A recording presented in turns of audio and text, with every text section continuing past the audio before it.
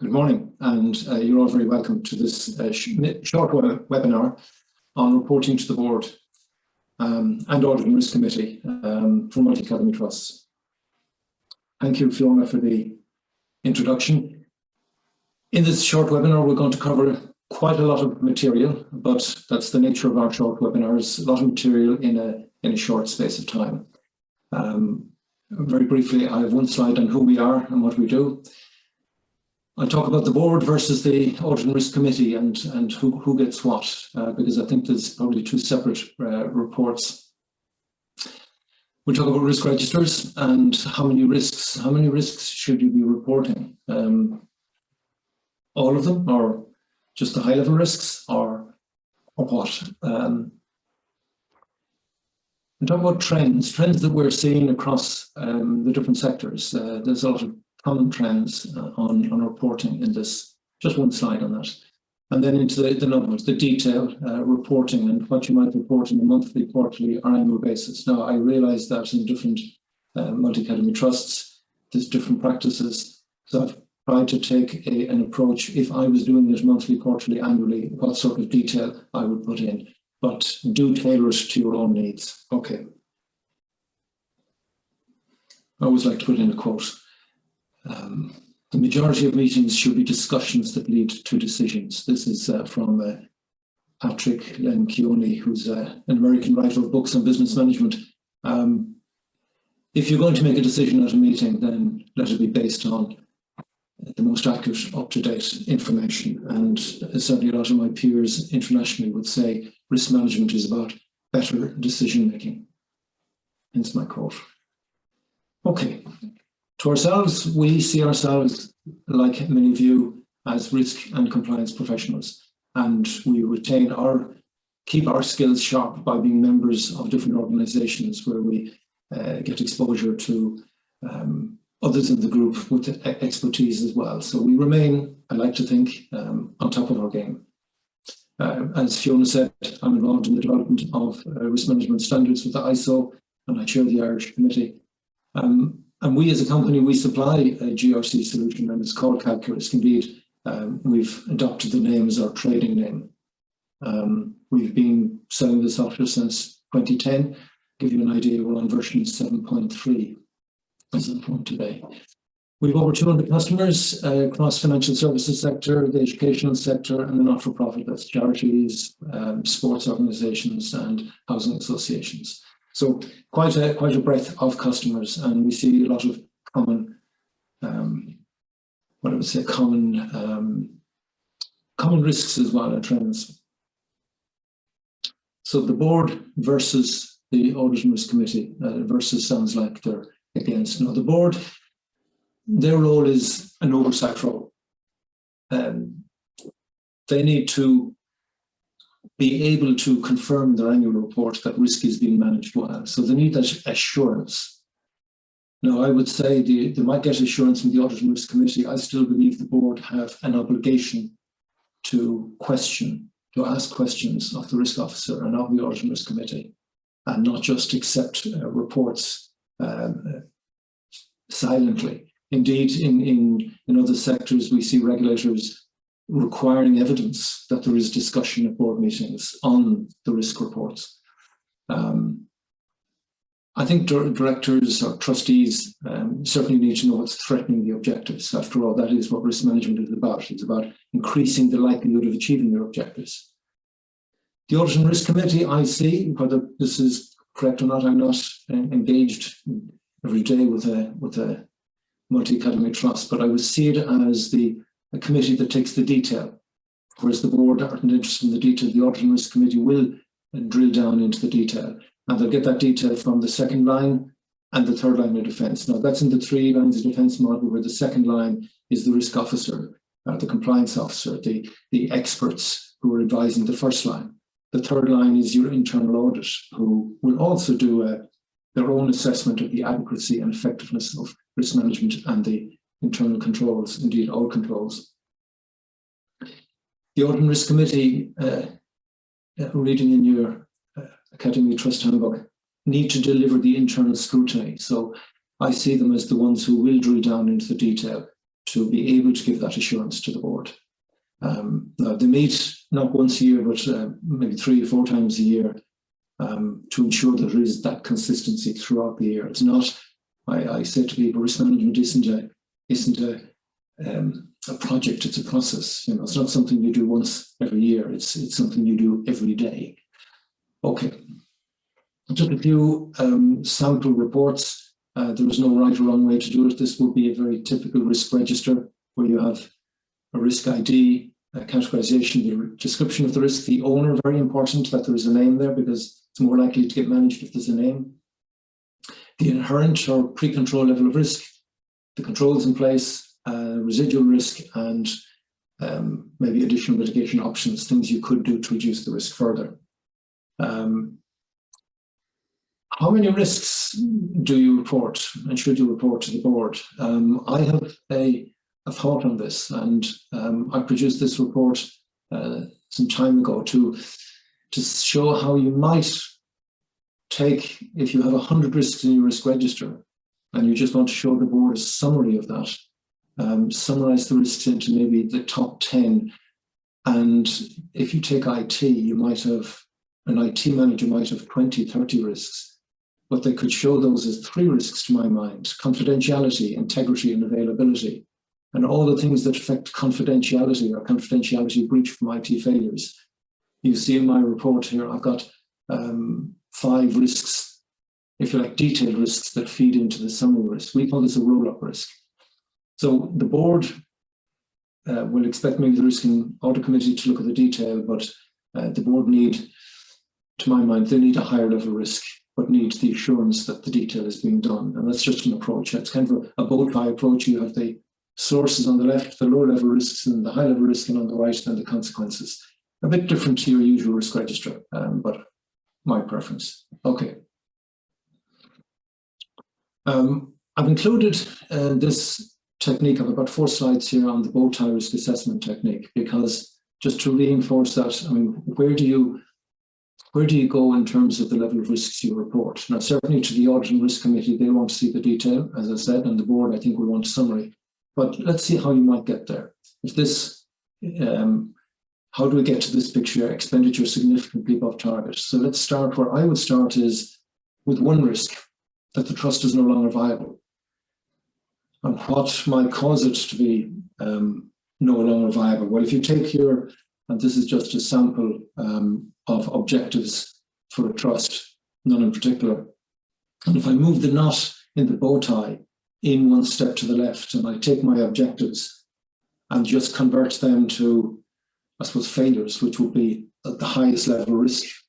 Now, you could, if you've got 7 objectives, you can imagine you could have 10 to 14 high-level risks. So poor safety record, attainment well below par, untenable financial position. These are high-level risks. And this might be how you report to the board.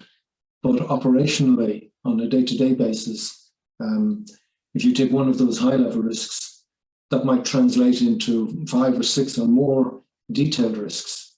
And this is a technique for drilling down and identifying maybe risks that you haven't identified before, because the risk you haven't identified is one you're carrying unwittingly. So if you drill down, and you can see here on the bottom one, expenditure is significantly above target.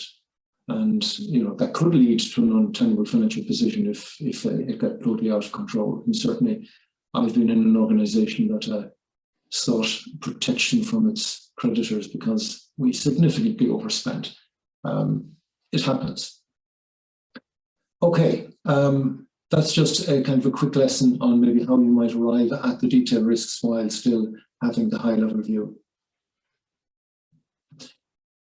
And just when you thought you had enough risks in your risk register, the trends, and we're seeing this across all sectors, the first thing I would say is evidence of good governance. This is now probably the most common one I see.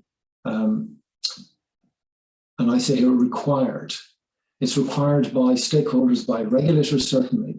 And it's not enough to say or think you've got good governance. You've got to demonstrate it. And we could do a whole session just on how to demonstrate good governance. But the evidence bit, if you discuss risk management at a board meeting, it better be in the minutes. because if it's not in the minutes, it didn't happen. So that record of robust discussion of decisions made, that should be recorded. That's evidence. And training, evidence of proof of training is evidence, and evidence of governance. So everything you do, be able to demonstrate it with evidence. ESG, environmental, social, and governance. And this has become the new, I suppose, buzzword or buzz three-letter acronym. But most governments have signed up to a commitment to reduce our impact on the climate.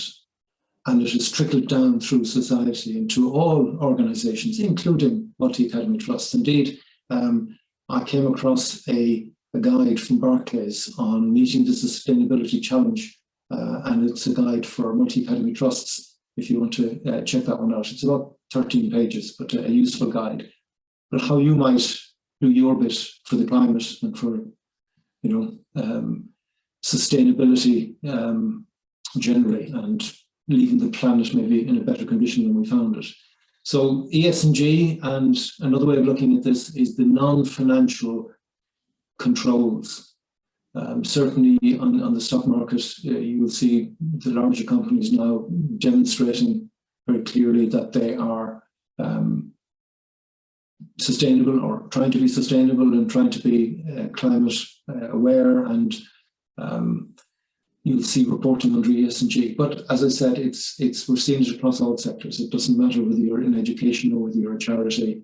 There's still some expectation that you do your bit. Risk appetite. Again, it's been around for a while. It's nothing new. There isn't a specific statement in the Academy Trust Handbook on appetite, but it's probably implied. Certainly the UK Corporate Governance Code clearly refers to it by saying the board is responsible for determining the nature and extent of the principal risks it is willing to take in achieving its strategic objectives. That's every organisation in every sector. The board decides how much risk will we take. How much, when you decide on an objective to do something, you've actually taken on risk, and it's now about managing that risk. But it's about, well, how much risk will we take? It's, if you're driving a car, and I use a metaphor all the time, how fast will you go? How good are the brakes? And of course, if you've good brakes, you might be tempted to go faster. So if you've good controls in your organisation, if you're well experienced, you've got good people, good policies, good procedures, you probably have the capacity to take on more risk. There is a new standard coming out on emerging risk and how to identify and manage emerging risk.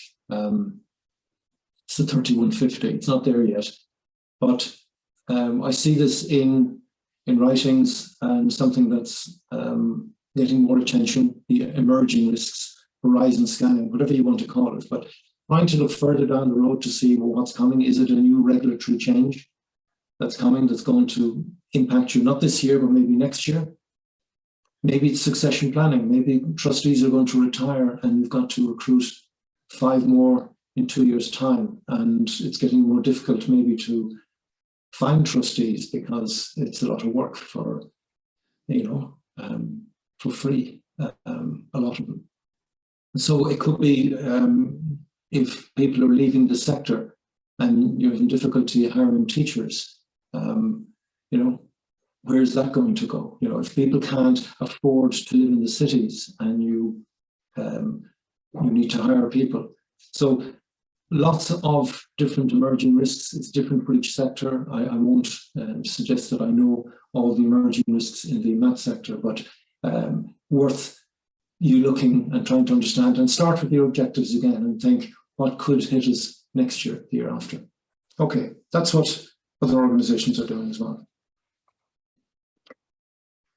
Now, when I started thinking about reporting to the board, I thought, well, if I was a board member, if I was a trustee, what would I want to know? And if I was the risk officer reporting to the board, what would I want the board to know? So I thought I'd do 2 slides. One, what I want to know as a trustee. And the first thing is it's that risk-bearing capacity. Because if we as a board of trustees have to decide on how much risk to take as an organisation, then I certainly want to be informed as to how good we are. How good are the bricks? So how fast do I want to go? What structures and processes are in place? Are there appropriate policies in place? Have we done the training? Have we got measurements in place? Is there somebody responsible for each of the key areas? Is training being carried out? How effective are the controls?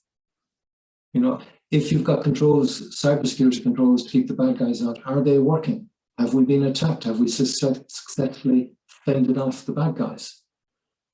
And I think as a trustee, if I'm not getting this information automatically, then I will be asking some questions, because I need to know that we're solid, that we're good, we're strong, and we can take more risk if needed, or maybe we're taking too much already.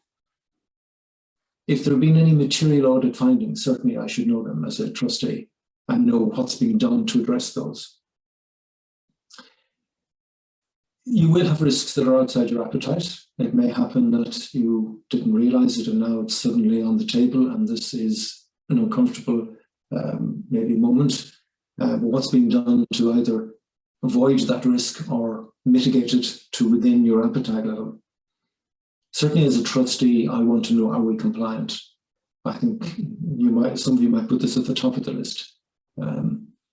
Compliant. We certainly don't want to be found negligent in the area of compliance. Compliance to me is a minimum standard we must comply with. And all of the regulations we comply with are well documented. So there's really no excuse. Now, 100% compliant is always difficult, but as long as we're 98 and that the 2% isn't material, then I'll be happy as a trustee. And I think, again, as a trustee, I want to know, is there anything that the management team, the senior management team, need from the board to enable better management of risk? So that's my trustee view. Now, if I'm the risk officer, and I see the risk officer as the person who, the second line of defence, who's taking information from all the risk owners, and that's everybody else, if you like, in the mat, and reporting to the board. Now, they may report to the Risk and Audit Committee, who might report to the board, but assuming that the risk officer is reporting to the board, and this might be to the Risk Committee, but assuming it is, I want the trustees to know the 10 risks that keep me awake at night, because I need help. These are difficult, and maybe it's a consequence of some decision that the board has made that has landed us with these risks. It usually is. And I will tell them what we're doing to mitigate the risks, but maybe I'm looking for maybe more budget, maybe more scope, maybe more risk appetite. I want the board to know what we've done since the last meeting to mitigate risks. I think that's important, that the board know that it is a continuous process, and we're continuously trying to improve our risk position. This one I think is underreported, and that is the impact that decisions that the board make will have on the organisation. Sometimes when the board makes a strategic decision to maybe take on another 3 schools in an area that you haven't been in before, and it brings with it different risks than you've had before. Maybe it's a change of policy. Decisions have ramifications, and the board needs to know that. Maybe they weren't known at the time of the decision, but they need quickly to be told the impact of their decisions. It might be stretching resources. So it might be that to manage this risk properly, we need additional resources. And it might be that the risk appetite is too limiting, that you're not taking enough risk to achieve the full potential and the full strategic objective. I want the board to know that. I want the board to know exactly what it's like in the trenches.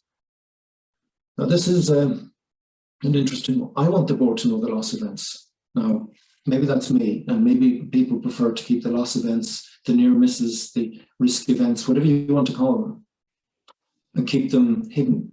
I think that's a mistake. I think events, loss events, near misses, incidents, whatever you want to call them, are intelligence.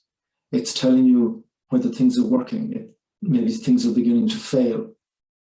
Why wouldn't you disclose that? You're all on the same side. In my experience as a professional manager, these things happen not because of human failure. There's a percentage, there's maybe 5%, 95% are things we can fix together as a team. So certainly I would report the loss events.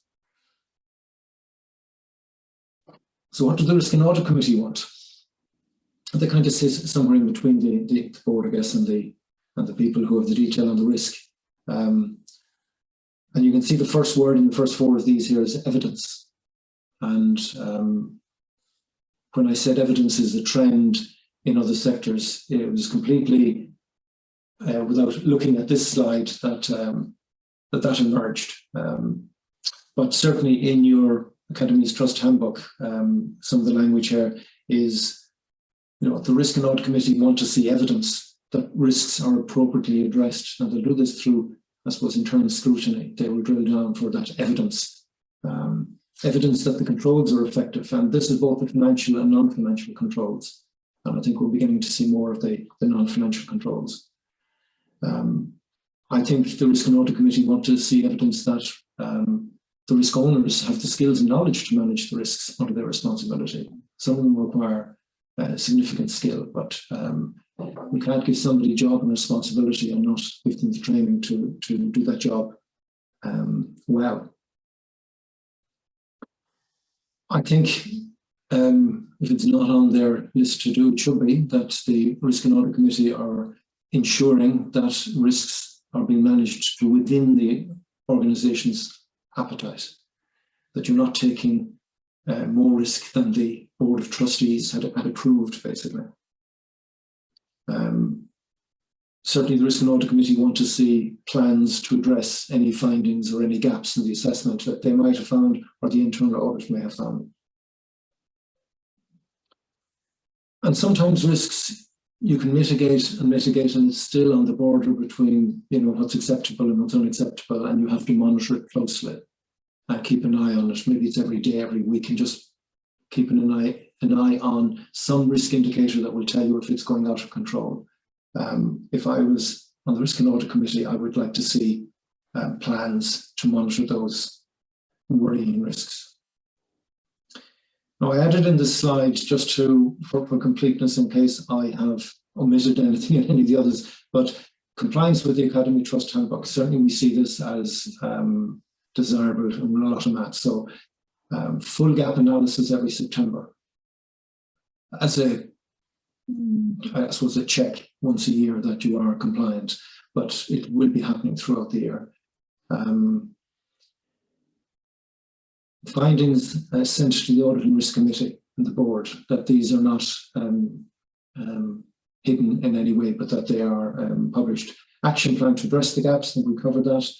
Compliance monitoring throughout the year. Now, even though the Risk and Audit Committee might just meet 3 to 4 times a year, I think compliance monitoring has to be on an ongoing basis, and evidence that is happening, that these checks are happening, whether it's weekly, monthly, quarterly, that they are happening on a regular basis, an appropriate regularity. That summary report should be sent to the Risk and Audit Committee every meeting. So I think we've probably covered that already, but that was just for completeness. So now, 3 reports. Now, I've got a lot of slides here that will be available, but it's just to give you an idea on the monthly, quarterly, and annually. And assume monthly you've only got 15 minutes, maybe even only 10 of the Board of Trustees' time. They're not going to read 50 pages, Try and keep it to a small number of pages and use lots of graphics instead of words. I think if there's a theme to a meeting, like if there's an agenda item to discuss cybersecurity, you might use that. I'm saying you now as the risk officer who specifically report on cybersecurity risks, rather than the same old 10 risks that we showed last month. So, vary it a bit appropriately. If there are regulatory requirements that need to be addressed, certainly that should be on the monthly list, or just confirm, yeah, we're good, we're compliant. I think you, and again, I'm speaking to the risk officer, if you have concerns regarding the trends you're seeing, this is the time to raise them. And if you raise a concern, you probably will be expected to suggest a course of action as well and look for approval maybe for that action. These are indicators. These are, it's not the one value, but it's more of the trend. So if you're looking at a trend line for the last 3 months and it's either going up or going down or across, it'll tell you whether things are getting better, getting worse. And maybe you can predict that if it follows this trend line, then in 3 months we've got an issue. And that might be energy costs, for example, I see in the exposure indicators here, things that are happening in the external environment that have an impact on you. Stress indicators are more about use of resources. People are stressed, they're working hard, they're covering for absent people. The level of sickness might go up, and that might be an indication that you need more resources. It could be that systems are failing.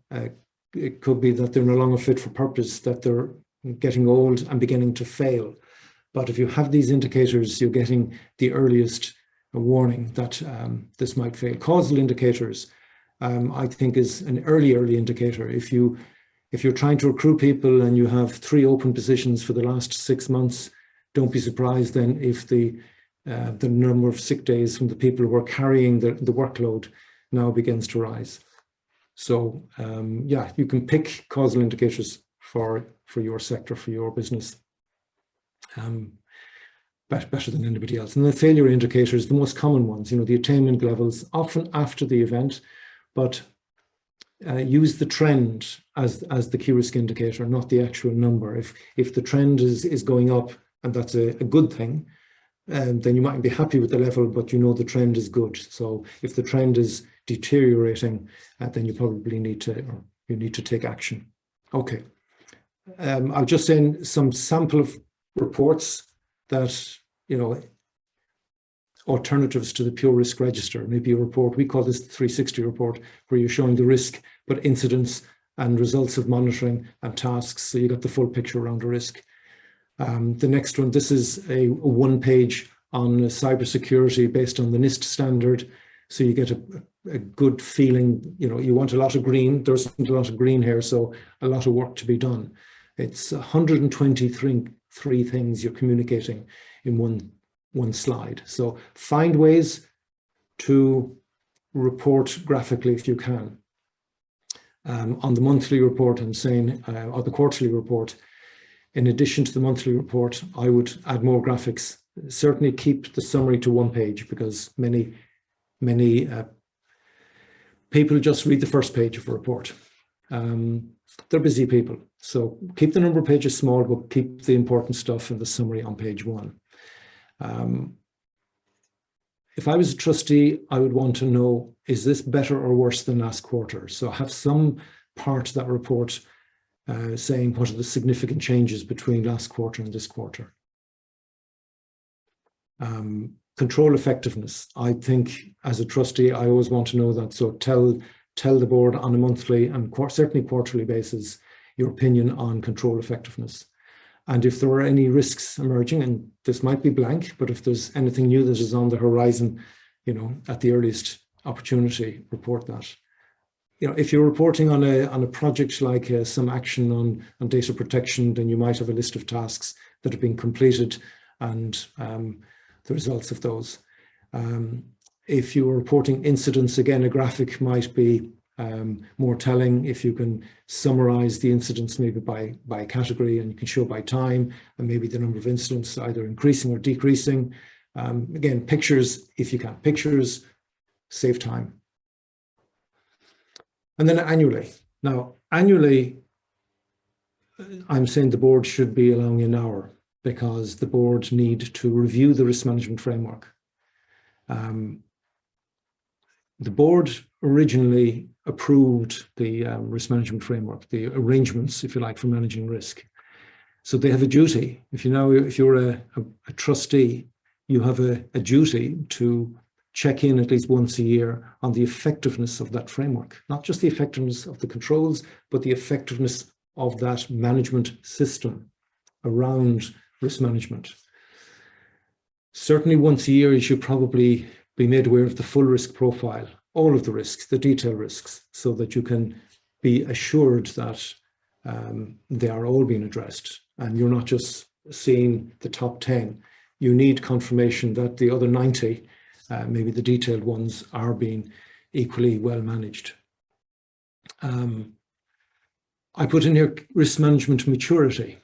And I suppose in the last few years, we've seen this language coming from different regulators on risk management maturity and maturity model. Now, maturity model goes back to the 70s, Carnegie Mellon University, when the concept was that the more you did something, the better you got at it. But it doesn't happen just organically. You have to maybe a structured approach, identify where the gaps are, and work to improve.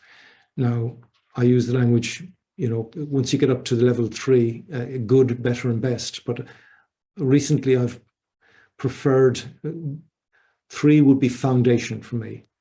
4 would be building, and 5 would be sustaining.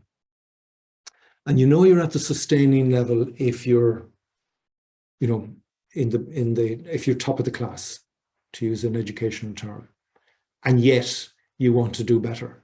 So if you have that cultural mindset that even though we're good and we're probably the best in this, let's see, can we improve? And that's where people who are at the level 5 maturity model are. They're never happy, in inverted commas. They're always striving to improve. And that's important. As soon as you stop trying to improve, you actually start going backwards. Okay. The annual report, I think that's the time to set the priorities for the next 12 months. And certainly if the strategic plan has been announced, this meeting probably should happen just after that, so you can address the changes and actions that need to take place because of changes in the strategic plan. Finally, and I think we're certainly finishing within the 45 minutes, but hopefully left you enough time to ask some questions, some takeaways. Don't have the same format every month, right? I think I would mix it up and have different formats for quarterly and annual, certainly. Check with the individuals that they're getting the information that they need and what they want.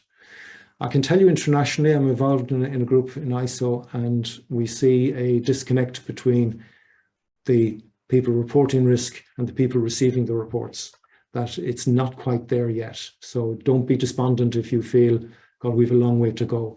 There are a lot of organizations that have a long way to go, but hopefully we've given you some ideas today on how to improve that. I would supply the text and certainly the information well in advance of a meeting. Don't expect people to read, 20 pages of text at a meeting. I wouldn't even supply 20 pages of text, but certainly get used to doing graphics. Far better and effective at communicating a concept and a picture. Communicating with the board is key to success. I think those who achieve this, those who manage to design and deliver reports that are succinct and accurate and telling the picture exactly as it is, they're the successful ones. And one, if you're brave, would you give the board access to the live data? And how can I say that after saying boards don't want the detail? There will be some on the board who will want to drill down, and it might be interesting to allow to drill down. Okay, thank you for your patience and apologies for loss of sound. If you have any questions, happy to take questions. You can submit them on the chat or on the Q&A.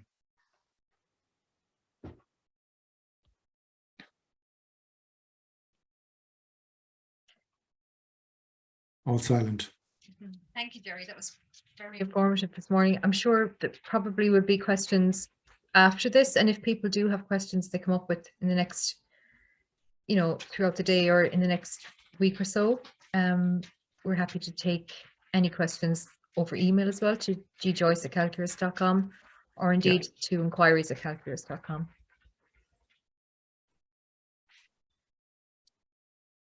Okay.